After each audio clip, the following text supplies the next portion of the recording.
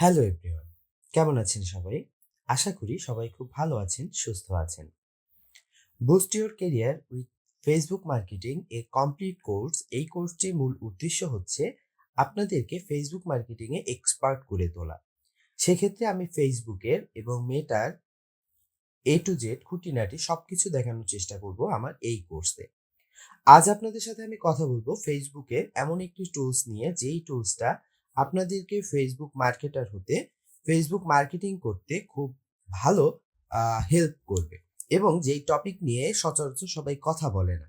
যেহেতু আমি কথা দিয়েছিলাম আপনাদেরকে, আমি এ টু জেড সবকিছু নিয়ে কথা বলবো, এজন্য আমি এই টপিকটা নিয়ে কথা বলতেছি।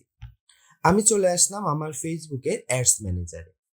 অ্যাডস ম্যানেজারের বাম পাশে আমি যখন আসলাম, এখানে দেখেন প্রথমে বলছে যে account overview, campaigns, ad reporting, audience, billing and payment method, advertising settings, event manager, all tools.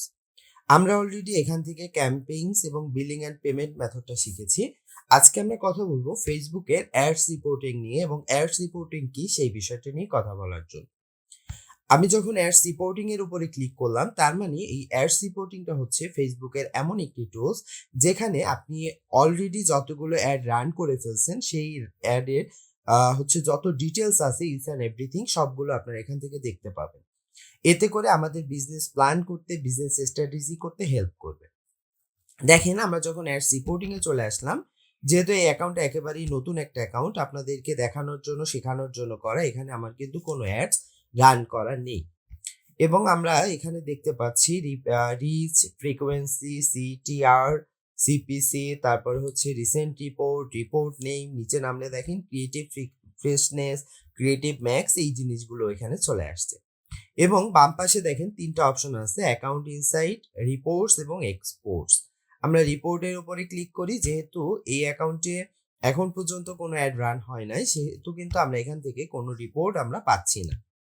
এখন সেক্ষেত্রে আমি আপনাদেরকে আরেকটা অ্যাকাউন্টে নিয়ে যাই, যেখানে আমার ২, ৪, ৫টা বা প্র্যাকটিস পারপাসে স্টুডেন্টদের সাথে শেয়ার করার জন্য অ্যাড রান করা হয়, এমন একটি অ্যাকাউন্টে, যেখান থেকে আপনারা দেখতে পারবেন আসলে এই রিপোর্টগুলা বা অ্যাকাউন্টগুলা কিভাবে হচ্ছে। আমি এখানে চলে আসলাম, আসার পরে আমি হচ্ছে অ্যাকাউন্টস ওভারভিউতে গিয়ে অ্যাডস রিপোর্টিং এ গেলাম। দেখেন এটা লোড নিচ্ছে। যখনই আমরা রিপোর্টিং এ আসলাম, এখানে দেখেন লাস্ট, আপনি চাইলে লাস্ট হচ্ছে 7 দিনে, লাস্ট 14 দিনে, লাস্ট 30 দিনের, মানে আপনি যে কয়দিনের রিপোর্ট চাচ্ছেন, ধরেন আমি লাস্ট 1 মান্থের একটা রিপোর্ট চাচ্ছি। সেক্ষেত্রে আমার এইখানে যে পরিমাণ, যে কয়টা অ্যাড রান হইছে সেগুলোর কথা দেখা যাচ্ছে। আমি আগেই বললাম এখানে মাত্র ২, ৪, ৫টা অ্যাড রান হইছে, জাস্ট আপনাদের স্টুডেন্টদের সাথে শেয়ার করার জন্য। প্রথমে বলছে রিচ, এরপরে বলছে দেখেন ফ্রিকোয়েন্সলি, সিটিআর এবং কস্ট পার ক্লিক। প্রতি ক্লিকে আপনার কয় টাকা খরচ হচ্ছে, ক্লিক থ্রু রেট, কি পরিমাণ ক্লিক হচ্ছে, কি পরিমাণ ফ্রিকোয়েন্সলি পাচ্ছেন, কি পরিমাণ রিচ হইছে লাস্ট 30 দিনে, এই জিনিসগুলো এখান থেকে দেখা যাচ্ছে। এবং আমরা যদি একটু রিপোর্টের উপরে ক্লিক করি, দেখেন রিপোর্টে আমরা এখন পর্যন্ত এখানে কোনো রিপোর্ট ক্রিয়েট করি নাই।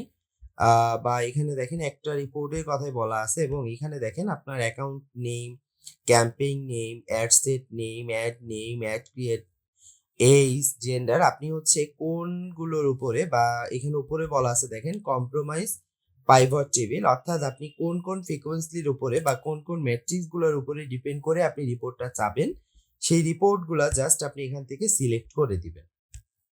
ঠিক আছে, এখানে আপনি সিলেক্ট করার পরে দেখেন আমরা যা যা চাচ্ছি সেই জিনিসগুলো একটা একটা করে এখানে আমাদের মধ্যে অ্যাড হয়ে যাচ্ছে। সেক্ষেত্রে আমরা যা চাবো তাই আমরা এখান থেকে ক্লিক করার পরে জাস্ট এখান থেকে সেভ বাটনে ক্লিক করব। করলে পরে হচ্ছে ওরা আমাদেরকে একটা ফরম্যাট দিয়ে দিবে। আমি যদি এটাকে ডোন্ট সেভ দিয়ে ডিসকার্ড করে আসি, এরপরে দেখেন আসছে কি এক্সপোর্ট। আমরা দুইটা কথা জানি, একটা হচ্ছে ইম্পোর্ট আর একটা কি এক্সপোর্ট। আপনারা চাইলে কোন কোন ভার্সনের রিপোর্ট নেবেন বা কি কি দিবেন, সেগুলো আমরা চাইলে এখান থেকে এসে এক্সপোর্টে ক্লিক করার মাধ্যমে এক্সপোর্ট দিয়ে দিতে পারি।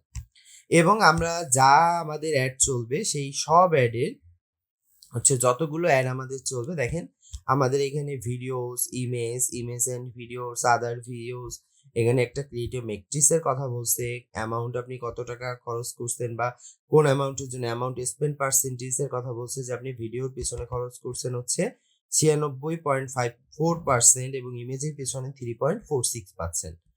তার মানে আমরা এই যে এই রিপোর্টিংটা সম্পর্কে আমরা খুব ভালো একটা ডিটেইলস নিব এবং দেখেন এখানে আপনি যদি একটু এক্সপোর্ট রিপোর্টের উপরে ক্লিক করেন, আমাদের এই যে এক্সপোর্ট নিয়ে গেল, রিপোর্টে আসলে রিপোর্টে নিয়ে যাবে এবং আপনারা যদি চান এখান থেকে রিপোর্ট হচ্ছে ক্রিয়েট করবেন বা কোনো একটা নির্দিষ্ট রিপোর্টের উপরে ক্লিক করবেন। দেখেন এগুলোর উপরে ক্লিক করলে আপনাকে দেখা যাবে যে কি পরিমাণ কোন ডেটে কি পরিমাণ ফ্রিকোয়েন্সলি আছে। ঠিক আছে? এবং আপনি যদি চান যে না এটাকে আপনি এডিট করবেন, যে এখানে রিচ আছে, আপনি রিচ দেখতে চান না। আপনি হচ্ছে এখানে ধরেন সিপিসি দেখবেন বা ইমপ্রেশন দেখবেন। জাস্ট ইমপ্রেশনের উপরে ক্লিক করেন, দেখেন রিচটা চলে যেয়ে আপনার এখানে ইমপ্রেশন চলে আসছে। মানে মোট কথা হচ্ছে এখানে উপরে ৪ টা দেখা যাবে। এখন আপনি যদি ৪ টার উপরে এখানে দেখেন অনেকগুলো অপশন আছে।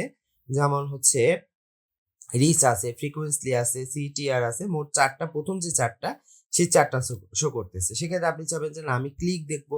আপনি ক্লিকের উপরে সিলেক্ট করেন, দেখেন কয়টা ক্লিক হইছে সেগুলো দেখা যাচ্ছে। আশা করি আপনারা বুঝতে পারছেন যে অ্যাডস রিপোর্টিংটা কি বা অ্যাডস রিপোর্টিং পার্টটার কাজটা কি।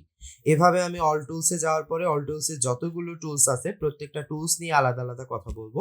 সেক্ষেত্রে আপনারা একটু ধৈর্য সহকারে আমার প্রতিটা ভিডিও দেখবেন। আশা করি নতুন কিছু শিখতে পারবেন। সবাই ভালো থাকবেন। সবার জন্য অনেক, অনেক শুভকামনা।